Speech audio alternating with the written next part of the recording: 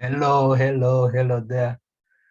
Good evening, everyone. Thank you so much for joining us live on our Zoom link and also live from our Facebook page. My name is Anyama Komi Jonathan. I am the President Youth in Action. And like you've heard earlier on, we want to focus on a book called The 7 Habits of Highly Effective People. This book is about 100 plus pages, but we're just going to review it. So meaning we might leave some things out of it, but I hope you're going to enjoy it.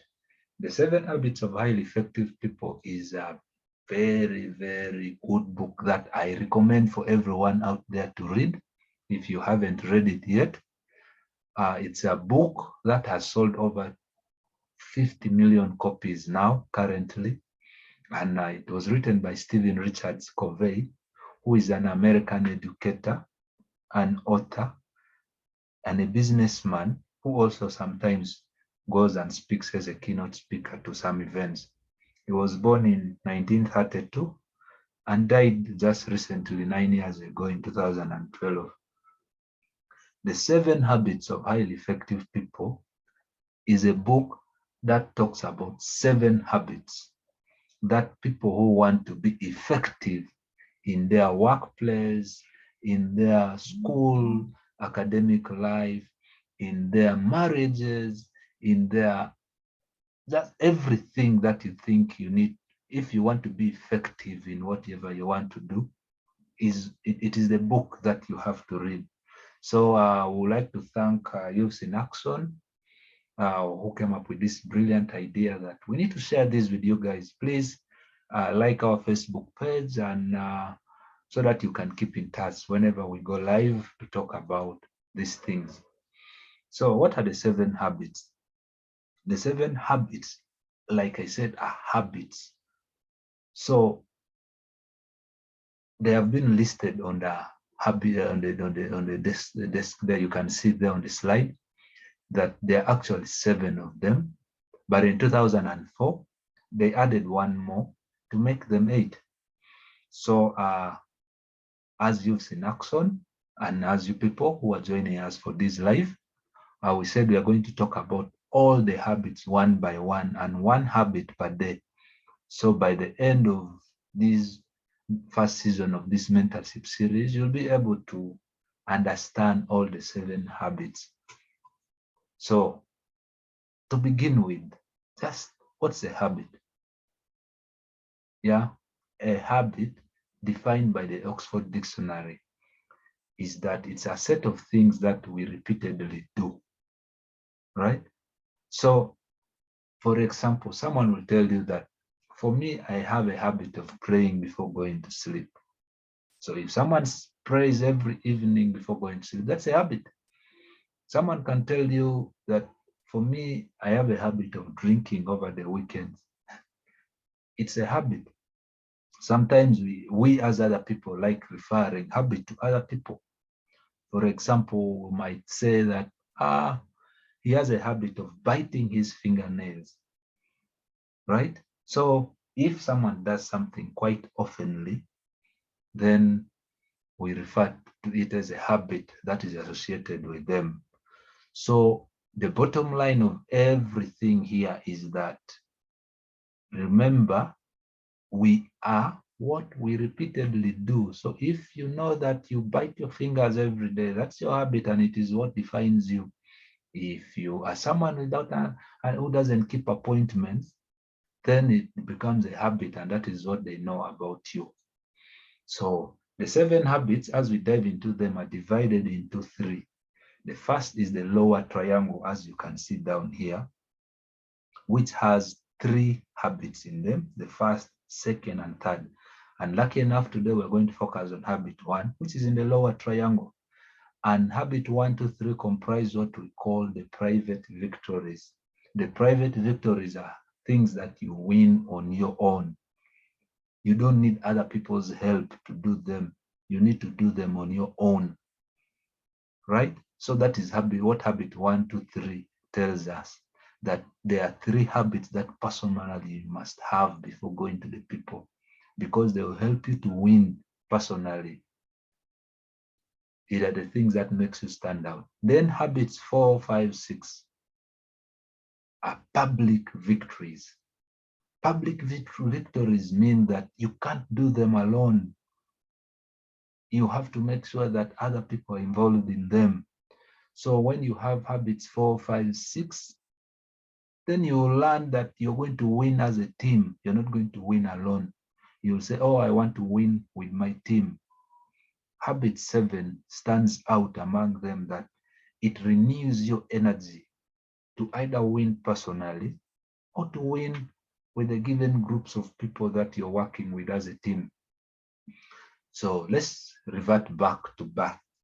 Remember, when you're born, you depend on other people. You're a child, you depend on your mother, you depend on your other people.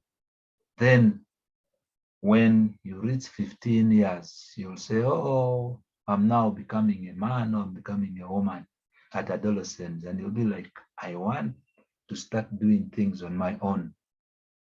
But as you reach and complete your university and come to join a workplace, you realize that you can't win alone. You need to win with other people. You need to depend because you can't do everything on your own. So you go to become, to understand that you need to work together with other people. So you will depend on others. That means someone learns something from you and also you learn something from others. Okay, let's revert back to this using the habits. So that means that when you have habits 1, 2, if you don't have any of the habits, you are a total dependent. All right. But if you learn habits 1, 2, and 3, at that point you have some sort of independence that, oh, I can do things on my own, I will win. Remember we said these are private victories. You say, I will win. I can do it on my own and I will win. But when you put habit 4, 5, 6 on you, then you will be like, oh, I don't need to win alone because I don't have all the skills. I need, for example, in a setting of medicine, before you can perform a surgery, you'll say, oh, as a surgeon, I need an assistant. No, I can't do this on my own. I need a nurse. I need an instrument nurse, right? Yes. Or else if you're in a soccer team, you'll say, I need a striker, we need a goalkeeper, we need a defender. So you'll realize here that you will need to depend with others. But like I said, habit 7 is more of renewing yourself to be able to work over and you don't get fatigue from whatever you do. I've already talked about this. So let's dive deep into the gist of why we are here today. I know we are anxious. Habit 1 is a foundational habit. It's a habit that each and everyone must have. And it says that you must be proactive. Be proactive. What's the opposite of a proactive person? The opposite of proactive is reactive. But wait a minute, what does being proactive mean? What does the word proactive mean? According to the dictionary, again, yet I've used the Oxford Dictionary here, it tells us proactive means that you create and control a situation rather than just responding to it after it has happened. All right, let's take an example of the screen of your phone falling down and the screen gets broken. Instead of you, and yet you have to make a call in the evening to maybe at around 9 to someone else. Instead of you focusing and telling yourself that, now my phone has broken, I can't make this call. You decide to, in fact, take it for repair, such that by the time it reaches that time you have to make the call, it's ready. So there you're being proactive, you've responded. The question here I need to ask yourself is, I often ask myself also is, you need to understand, are you as a person subject to your own conditions? For example, Are you controlled by your genetic makeup? By genetic makeup, I mean, are you controlled by the person who you are, your race, your color? All right. Oh, another thing I need you to ask yourself is, are your ancestral parents the one controlling you, like your grandparents, controlling you even when they are dead? All right. Good. So the second question I want you to ask yourself is, are you controlled by your mind? And the last one is, are you controlled by the environment in which you live? If you have answers to that, you can let us know in the chat box what you think about them. According to Viktor Frankl, he said that we always like using this word, right? When stuff happens, when something happens, right? When something happens, what do? We respond. But when we respond, before we respond, there's a time lag between that response. And our response can be positive or negative. So that time lag between what has happened to our response is where we must put a lot of our control, because this is what will determine the outcome. Sometimes you find yourself responding and then you begin to say, oh, why did I do this? Why did I do that? Because you did not focus on this point. And I'll be glad to hear that from now on, trying to see how we can focus on controlling how we respond. A reactive person will not do anything at this point, but a proactive person will make sure that he does something to change how he will respond. So being proactive, let's look at examples of proactive and reactive statements. A reactive person might tell you, I have nothing to do. I can't do anything on the thing you've told me. But a reactive person will say, a proactive person will tell you that I have no practical solution for you right now. Do you see the difference? This one is saying there's nothing you can do, but this one is saying for now, the solution I have might not apply. All right? A reactive person might say, I cannot do this, but a proactive person will just tell you, I think I won't do that because it's not going to help me. But someone who is reactive makes the statement feel like he doesn't know how to do it, rather than the proactive person who will make you feel that he knows how to do it, but doesn't want to do it because he anticipates harm from it. And those are some of the things you need to know about reactive and proactive statements. So I encourage you to stop speaking reactively and start to speak proactively. Another thing we need to look at is how often do we communicate to our clients? Like an example, how often do you communicate with your fellow workers, with the students, if a student with your fellow students, or with your friends or other people that come in our life in a reactive way? Do you always use reactive statements? And if you do you really have to always use a reactive statement when you're speaking to someone? I will leave that to you to think about from starting now onwards. So one last thing before we can really dive into lessons we learned from this is when you are faced with a condition, there's always something that surrounds you called the cycle of concern. All right. So the cycle of concern are things that you often worry about, and they can be in your personal areas, like how your health, maybe you're going to get sick. Like currently we have COVID, people are concerned that they might contract COVID. And then you're worried that your relationship is going into a mess, or I may miss going for my vacation, or I may not be able to go to play my football this weekend, right? Or your cycle of concern might be in areas of your professional life, like, I have a new boss who might or may not rhyme well with. I have a promotion meeting scheduled for next week. I have my clients don't trust me. I have been taken to court. because of some things that I have done, right?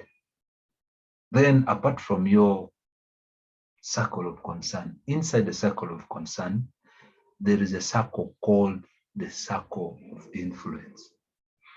The circle of influence is what you can try to at least control how they can happen, right? The circle of concern is inside this, the circle of influence is inside the circle of concern, and it is what you can try to control. And we always encourage you to expand this circle.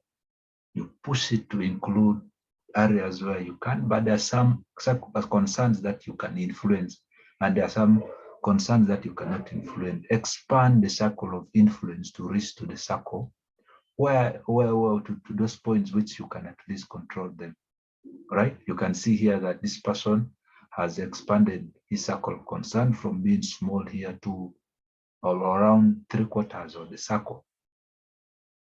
So that would be very good if you can do that for yourself. And what can you influence? Do you realize that you're able to influence whom you relate with and how you relate with them by communicating? Have you realized that when you have a legislation issue, you can prepare to make sure you handle them well if you have a case in court? Have you realized you can choose to say this weekend, I'm going to read instead of going to attend to the football game that is there online? Have you realized you can choose to decide where you want to go for your vacations? And if you think it's going to disturb your program, you can cancel them also. This is where your circle of influence is. You can decide to say, let me make sure that I influence these things to favor me. All right? Yeah, that is what we encourage you to do. Let's look at some of the concerns that you cannot really address. Remember, we said in the circle of influence, which is inside the circle of concern, you can influence your health, what you read, what you watch, how you behave, where you go to play, where you should not, and what you need to buy for yourself. But remember, there are some things you cannot really change them. An example, who is your LC5 in the district? You can't change it until 5 years are done. Why? Those are the things. How the weather is going to be today, whether it is going to rain or not, you can't change it. If it is going to rain, it will rain. How other people behave towards you, you can't change it. Okay, but you're concerned of how they behave. Whether how people are going to comment on your social media, like how people are going to comment on this series that we're talking about, we don't know because people still don't understand, right? You don't know because you can't think for them. You allow them to think for themselves. Like if there are floods, you can't control them, right? Yeah, so the beauty of this is don't focus on these other things that are in the gray circle. All right, I mean the orange circle. Focus on things that are in the gray circle that you can be able to do to yourself. Now, one, this is just a recap of everything. We said deep inside in the center here, you have your circle of control. Circle of control things you can control yourself in doing them. For example, how you think, what words you need to say, how you should behave, and how you make your decisions, what your mood is, and how you want to work at your workplace. These are things you can control, whether you want to be a latecomer or not. It is around what you can control. That is your circle of control. Then we said outside the circle of control, we have circle of influence. So in the circle of influence, these are things you can control them to some extent. You can influence how they affect your life. All right. For example, you can influence how you get committed to work.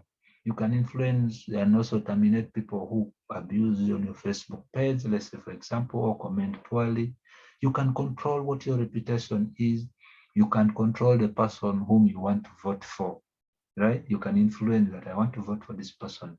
You can also influence whether you are at your workplace, you are someone who will be productive or not.